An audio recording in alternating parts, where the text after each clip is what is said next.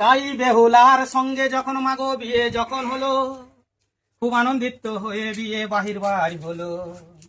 মধ্য রাস্তাতে গিয়ে মায়া নদী হলো, কত লোকজন ভেসে গেল বেহুলা দেখিল। সেই সব দেখে বেহুলা কাঁদিতে লাগিল, পার করে দাও আমারে, আমারে কে দেবে, আমরা পার হয়ে গেলে মাগো আপনার পূজা দেব। সেদিন থেকে মায়া নদী শুকাইয়া গেল, হর যাত্রী নিয়ে বেহুলা ফিরে বাড়ি এলো। হাটের সাজে হাটের নয়া ফুল তুলতে যায়, চাঁদের বাগান বাড়িতে ফুল তুলে তাই। ডান হাতেতে সাজ বেহুলা, বাঁ হাতে বেল পাতা, শিবের মাথায় পুষ্প দিতে মনসা বাড়াই মাথা। তাই সেদিন থেকে মা মনসার রাগ হয়ে গেল, কালে না বলে তখন ডেকেছিল। সন্ধ্যে আমার কাল নাগিনী, সন্ধ্যে আমার বাণী, আমায় পূজা দেব বলে দেয়নি তখনই। মায়ের গায়ে ময়লা লইয়া বাসরেতে দিল, শেখ মশাই হয়ে তার লক্ষিন্দরের পায়েতে বসিল। রাম সূর্য 12 বসতি সাক্ষী থাকো তোমরা, এবার আমি লক্ষিন্দরকে দংশন করেছি।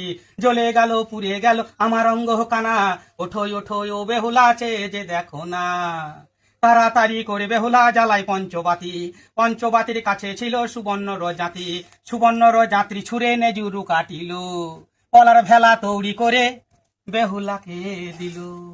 সে রঙ্গ দিয়ে ভাসিতে লাগিল, ধুনামুনার ঘাটে গিয়ে থমেকে দাঁড়াইল। সৈন্য ধুবা মাসি শোনো কথা আমার একটি বাণী, এখন কাপড় দেন মাসিমা, কাশিব আজ সতী বেহুলা আজ আমি।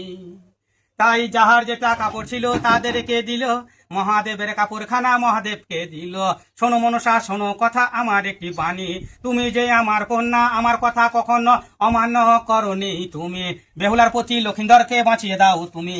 জোরেন জোরেন যত হার জুড়াইয়া গেল, সেই খেলাতে চাঁদ বেনে কি কর্ম করিল, বাঁ হাতে করে ব্যামুখ হয়ে মনসাকে পুজো দিয়েছিল।